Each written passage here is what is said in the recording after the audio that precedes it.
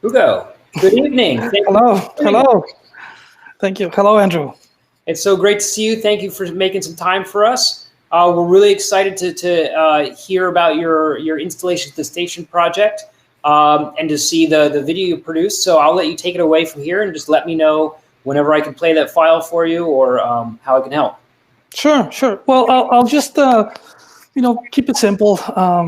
Sometimes the artists are the worst people to explain their work. I think my eloquence is in the work, in the drawing, and I'm just not eloquent with my words, but I hope my drawings is where all my eloquence is. But yes, I'm going to explain very briefly the project that I did for the Liberty Station. It's a mural performance project that is entitled Column A and Column B.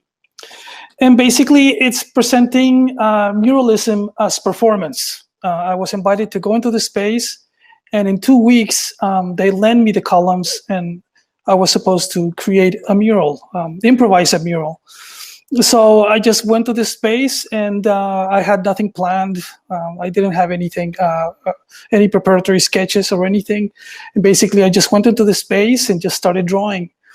And so, in a way, this mural performance is precisely that, a performance that celebrates draftsmanship.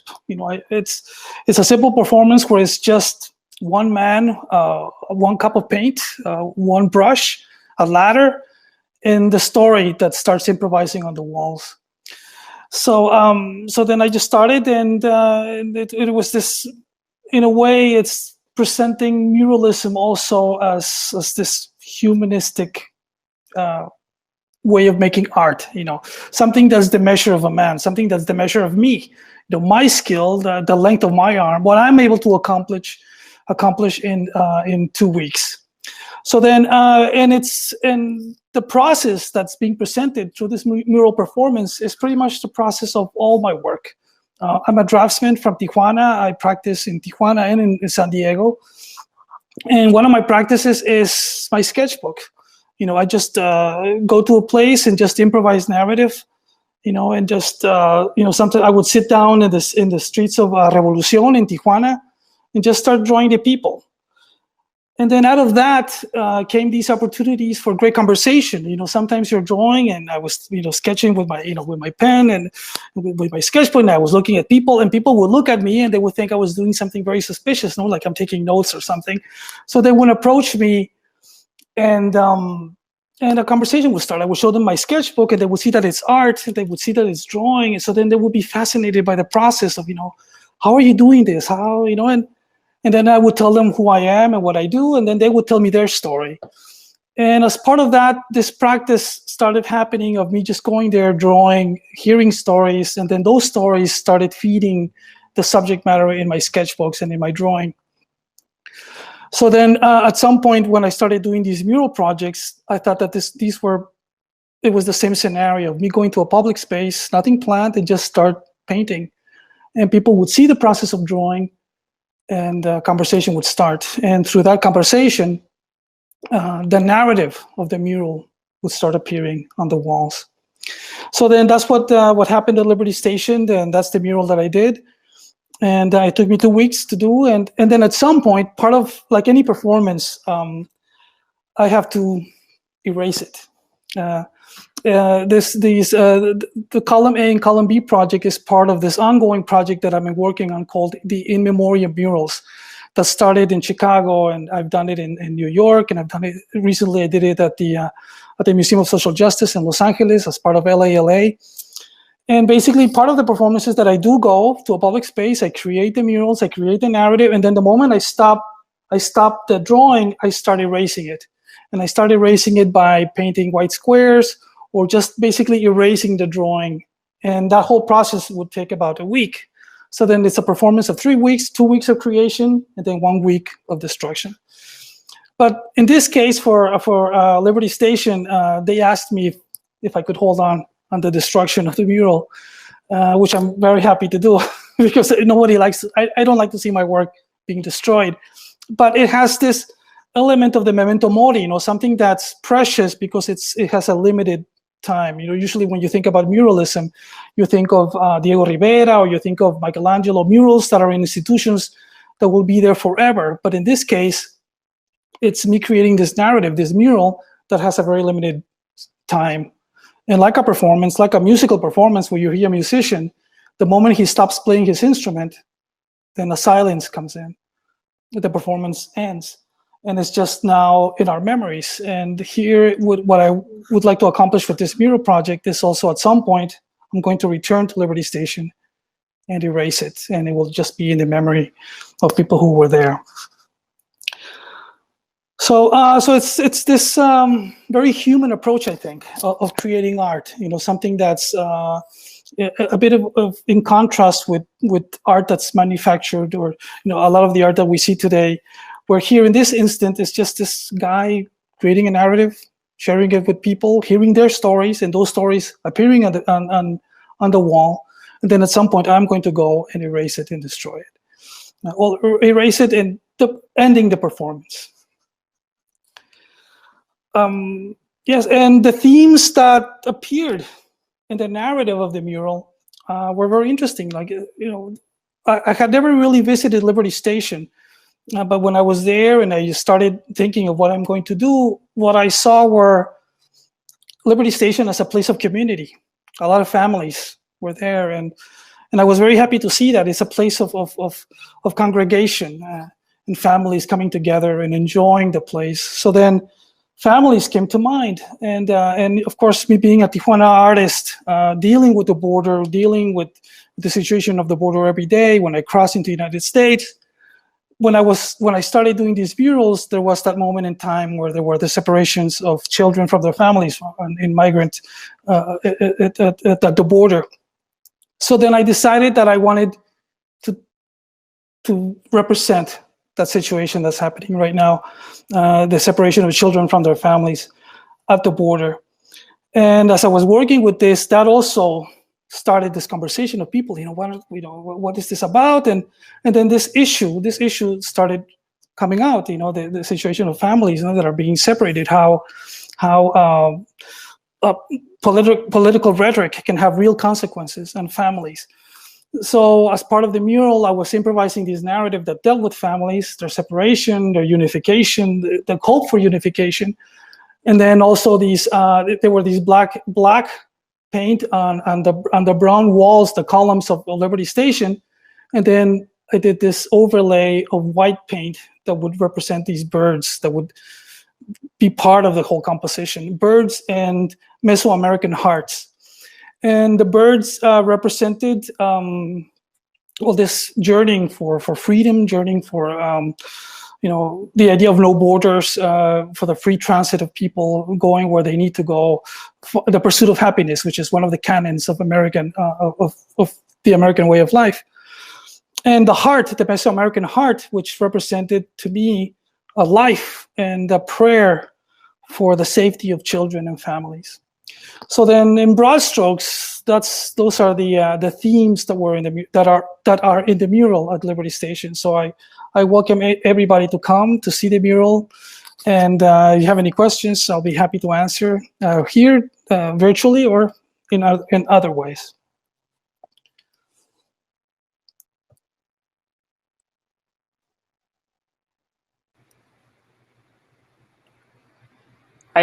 Would you like me to bring up your video and play that? Oh, yes. I almost forgot. Yes. And as part of this, I decided that right now, part of my work that I've been working on right now is these stop motion drawing animations that I've been working on for the last 2 years. And I decided to prepare one that's entitled Tzompantli for the Liberty Station mural as part of continuing the conversation. It's an animation that draws on the motifs that are already there in terms of the image that's there in the mural, and it represents the children, it represents their welfare, and it has elements of Mexican mythology, of Aztec mythology, the Tzompantli, which is this idea of sacrifice for the betterment of everyone. No. So then it has this element of a Tzompantli that's being erased but being replaced by children children representing the new generation that's going to come. And then at the end, there's this element of a heart also going back to the motif of the mural of a prayer for the safety and the benefit of families. So yes, please, if you can play it, that'd be wonderful. Wonderful.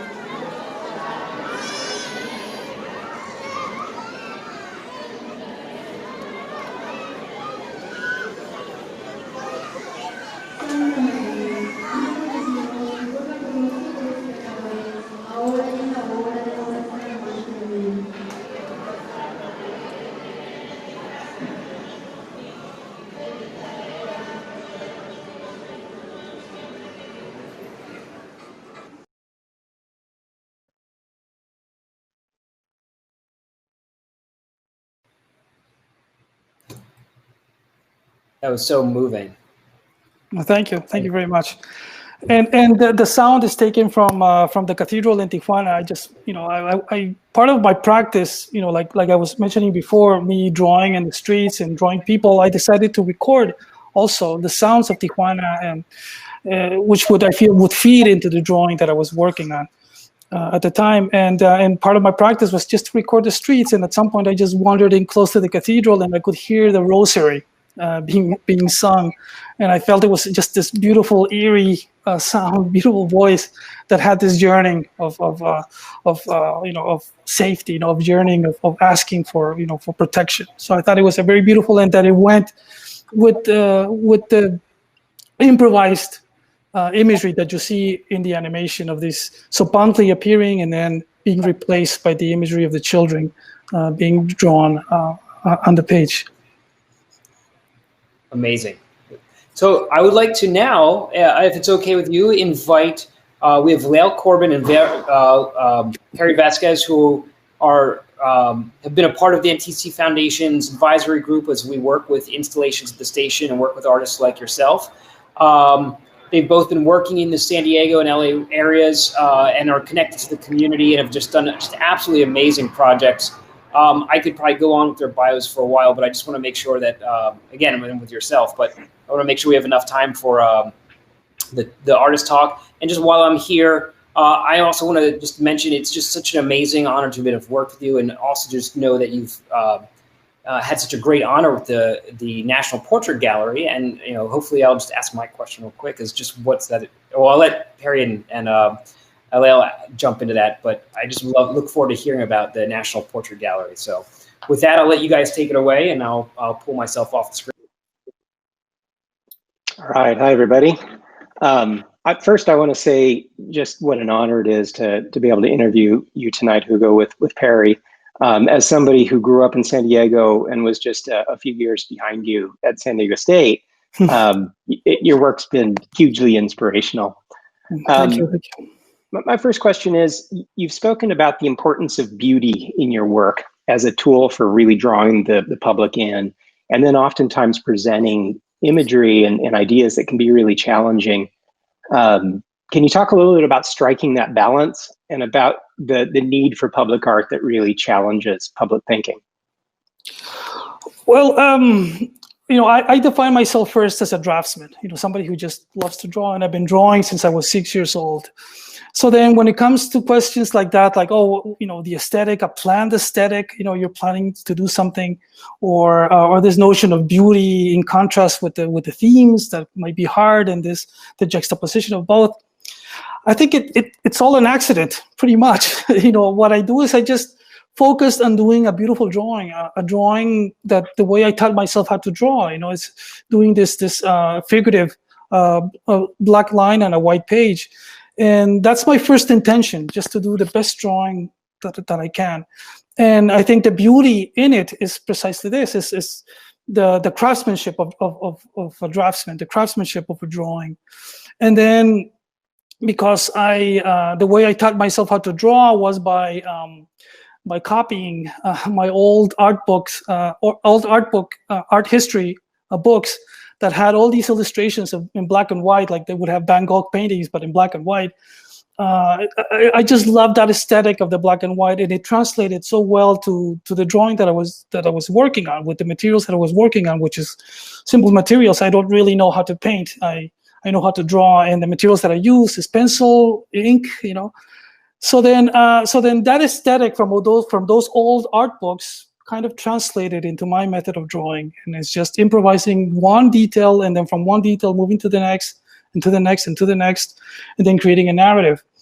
So I never really studied drawing even the way an academic draftsman would do it, like in 19th century French academia, the way where you practice drawing from sculpture and the rules of drawing. That is basically you come up with the whole composition first, and details are the last things that you get to. The way I taught myself how to draw was pretty much just starting from the details, drawing one eye perfectly, and then drawing the other eye perfectly, and then the nose, and then the face. And as that progressed, then a narrative started approaching, started appearing. And that's why when I was talking about the creative process with other artists, painter would tell me, well, I do preparatory sketches. I do a lot of work beforehand before I can even get close to the canvas, because painting is an investment. Painting is expensive. And then you spend months on a painting, in an oil painting. And to me, when I heard that process, it seemed very foreign to me. I was a draftsman, and that process of creating a painting was very, very foreign to what I do. But then at some point, I started talking with poets, and they would tell me, oh, what I do is I just sit down and think of a word, and then that word, it's an image, and then that leads me to the next word, and then to the next word, and I start composing a story, a narrative. Each word is an image, each word is a detail, and I start writing and composing a narrative. And I felt that's exactly the process I do also in drawing. It's just details that come together and I improvise a narrative. So then the aesthetic, the beauty of my drawing is basically this intention to do the best drawing that I can, a figurative drawing, which is taken from art history, from comic books, from graffiti, and from the life that I live in Tijuana and San Diego, the aesthetic of the cities, the border, and that's expressed through my drawing. And then the themes just come through this improvisation of putting these details together and this narrative starting appearing on the page. And then, of course, you as a painter, as an artist, you create imagery that you feel very strongly about. They always told me that, they would tell me sometimes that a painter paints what he fears and what he loves. It's the extremes. That's what you do. You don't paint the boring parts of life. You paint whatever moves you strong enough to dedicate yourself to create a piece, because it's a lot of work.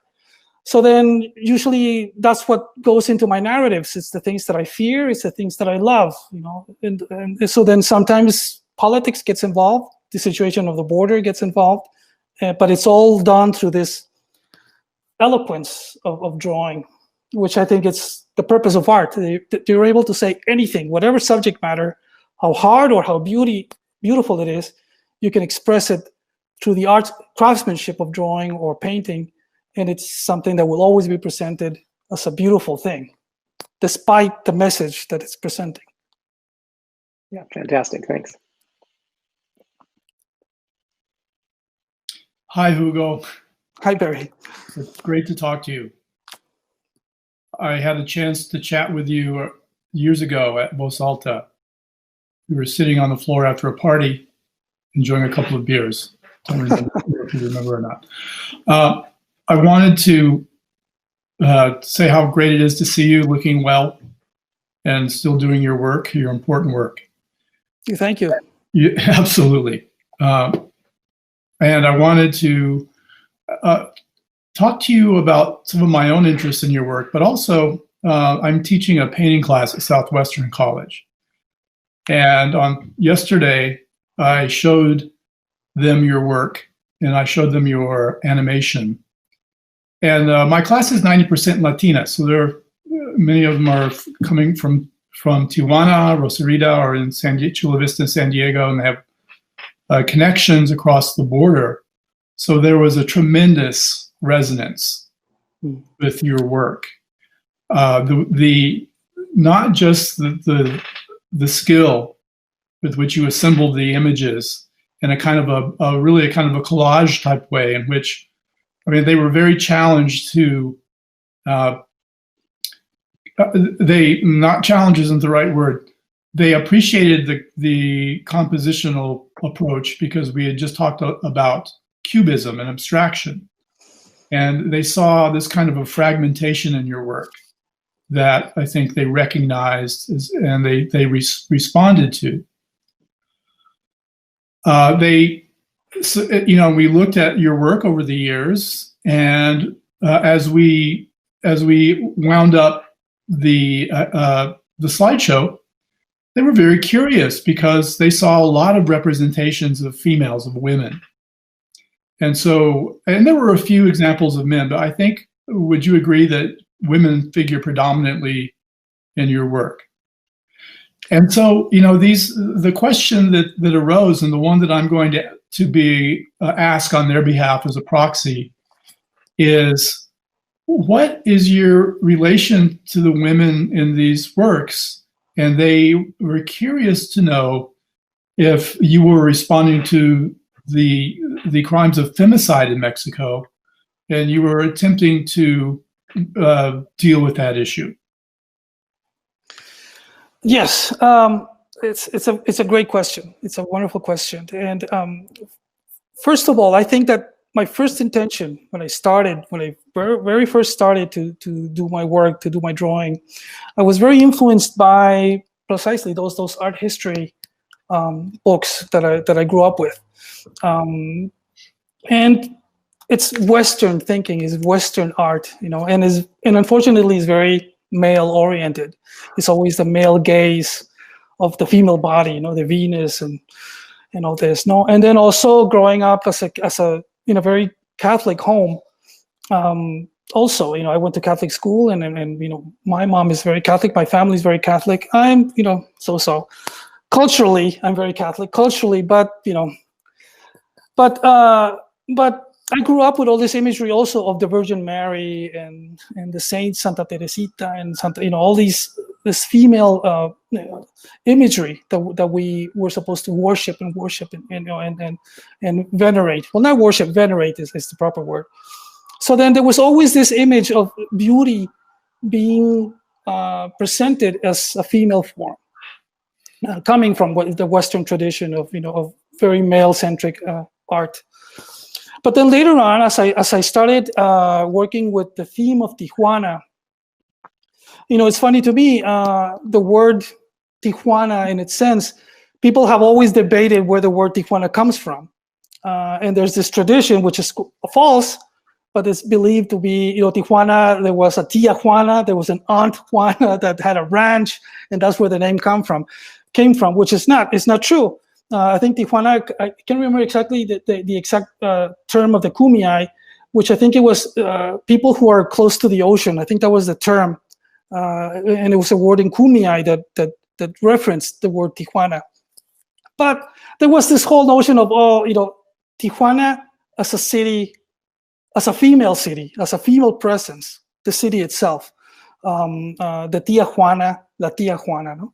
So then I decided that, with this tradition of seeing the image of the Virgin Mary and this tradition of the male gaze towards women, I felt, well, I wanted to talk about the city where I grew up with. It's a very young city. It's a city of chaos. It's a city of that's it's all of Latin America pushing towards this very strict, abstract line that's the American border. And so then the city of Tijuana, it's a very chaotic city. And I felt it had these elements of, the myth of Tijuana, of the Tia Juana, but then also the Coatlicue, the Aztec goddess of that was venerated, that was representing both life and death. It had those two powers that were, you know, clashing together with the snake face of Coatlicue. So then I felt this, you know, the idea of presenting the issues of Tijuana through this place that's, you know, has a lot of female figures in them, but now also it has a lot of, you know, male figures in. But my first aesthetic was presenting Tijuana as this female empowered place, you know. And then, of course, in the 1990s, the whole issue of the feminicidios was starting to be heard about. You know, the murders in Ciudad Juarez became more prominent, and the news was out there, and that's when I started hearing about the feminicidios.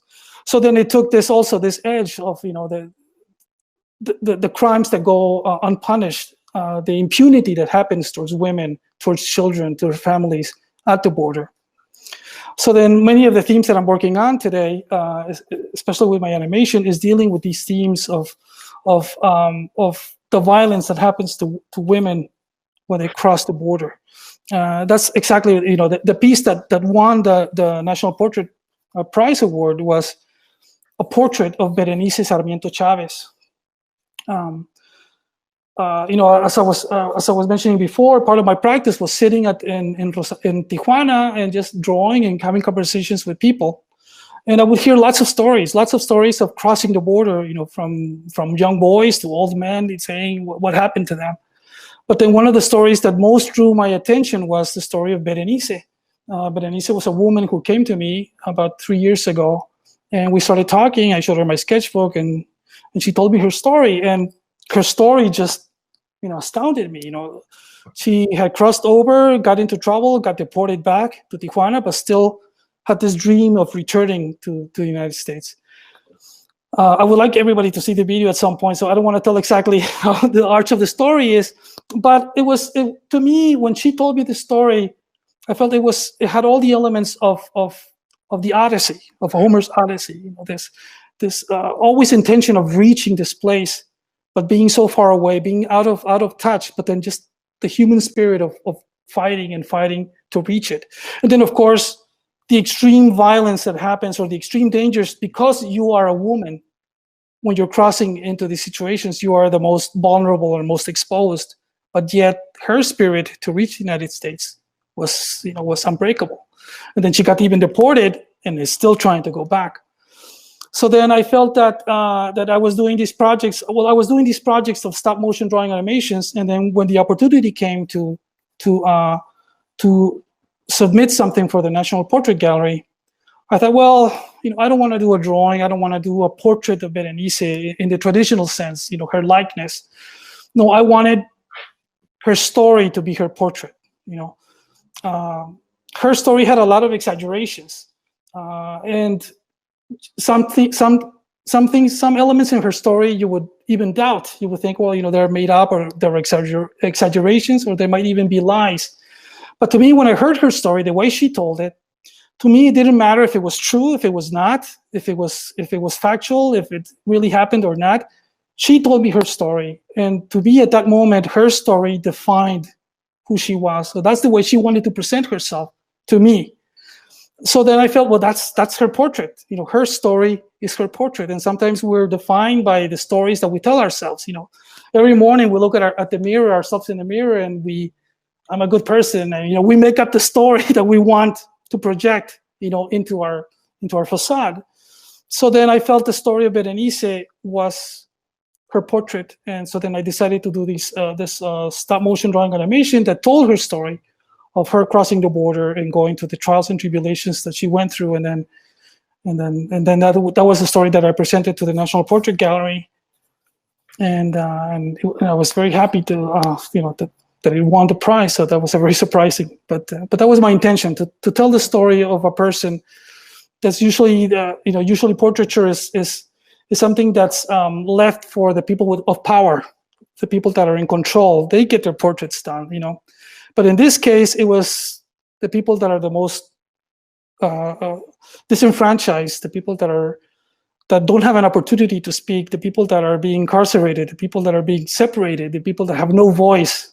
I wanted that portrait to be presented at the National Portrait Gallery, and I was very honored when it won, because it was precisely that. You know, it was in this moment where we're living, where power is everything. People are fighting for power.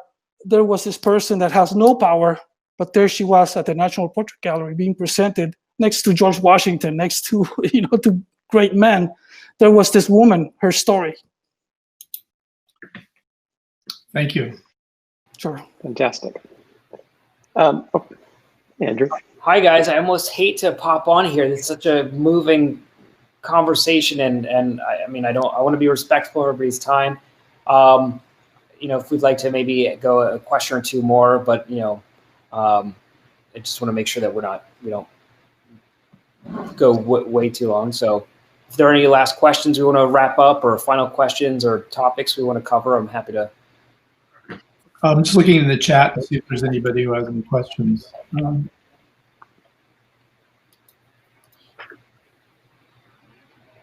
I don't see anything coming up, so may I pop in with another question? Sure. So I'm really fascinated by the way you classify yourself as a draftsman, and that's your identity. And there's something very constrained about seeing yourself in a very workmanlike way. And I wonder if you what is your relationship to your materials? Do you have any kind of, in terms of your process, do you have any rituals that you go through that allow you to arrive at this in your creative sweet spot, even if it's just going out to the street to draw? Yeah. Well, I didn't grow up with a lot of money, so then I never had access to great materials. So then it was always the most elemental things, like the ballpoint pen, you know, or a pencil. It was the cheapest materials, and then as I started progressing with my work, and you know, they would recommend me, oh, buy this material, this pen, which is very important. You know, I was never comfortable with, you know, I was always comfortable with my materials, the materials that I've been working on all through my youth, all through my life, the ballpoint pen, pencil, and charcoal and dust, using my hand and my fingers, and now I'm starting to use paint for murals, and I'm using Nova Color paint, which I found is, you know, it's very affordable but wonderful paint for doing murals. So then I try to keep it, you know, like I mentioned earlier about this idea of performance, and when I do my murals, is keep it as simple as possible. All my work is as simple as possible. You know, you don't need expensive materials. You don't need, you know, even when I'm doing my stop motion drawing animation, I'm using a $100 little camera to do the photographs when I do the stop motion, and I recorded sound in my phone. So it's just the basic materials, the most simplest materials, the cheapest materials, but then it's the skill of drawing, it's the beauty of the draftsmanship, the eloquence of the story that you're trying to tell. I'm hoping that is what elevates everything, you know. And I've been able to show in galleries in New York and LA, and there are the simplest materials: canvas with pencil and charcoal and ballpoint pen, or my sketchbooks are all ballpoint pen. So it's the simplest materials, but you can have, you know, beautiful results, you know.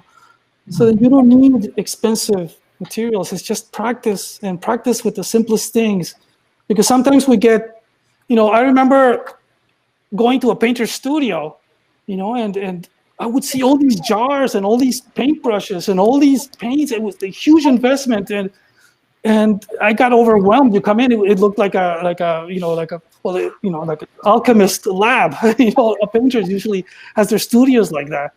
You come to my studio and it's the barest thing. You know, it just has pencils, you know, charcoal, and a wall full of drawings. And that's the way I like it. You know, it's the simplest materials and the simplest way of presenting something. But then it's the skill, it's the drawing, it's the practice, and it's the conversation that happens with people that feed the work and will make it important and, you know, and good. I had one last technical question as well. You know, as you're moving into the stop motion animations, and I've been curious about kind of what have been the challenges there, what have been the rewards there, Has there been anything that's been kind of that wonderful serendipitous surprise? Well, I started working these, I was ill for a year. I was very ill. So then I couldn't work in my studio. I couldn't do the huge drawings. I couldn't do anything. So then I just started working on my sketchbook, started working small. And then that's where this process of doing the stop motion drawing animation, because it was all in my, like in a little space like this, no? So I would take a picture, do a drawing, take a picture, and then once I had like 1,000 pictures of a whole drawing appearing on a page, I would give it to my partner, Teresa. We would put up on the computer and see the animation. So then we need to have sound. So then we would go record something, and that's how it came all together. So it was very improvised. I didn't know what I was doing, but it just looked well, and it had a good story. And so then I started presenting it. I did this project called the Tijuana Bibles, and I presented it at Luis de Jesus in Los Angeles. And that was the first time that I presented these stop motion drawing animations. And then I presented it to the National Portrait Gallery, the portrait of Berenice Sarmiento Chavez, and it won an award. And I was very happy. I'm doing video art. But then at some point I decided, I was looking you're always looking for something to do. You're looking for grants, you're trying to apply for this, you're applying to a residency, whatever. And then at some point I saw, the film festival in Morelia, the International Film Festival in Morelia in Mexico. It's very easy to apply. I realized, sometimes the film world seems to be more democratic than the art world. Usually in the art world, you need a ton of references. You need to have, I don't know how many solo shows to apply to anything, or you're invited. You don't have a straight path in. You have to get invited by a curator or somebody who knows. So it's not this open ground to enter. But I felt that film festivals, they don't require that you have a resume. If you have a film, you send it in, and if they like it, it gets selected. So then that's what I did. I just presented a short film called A Home for the Brave.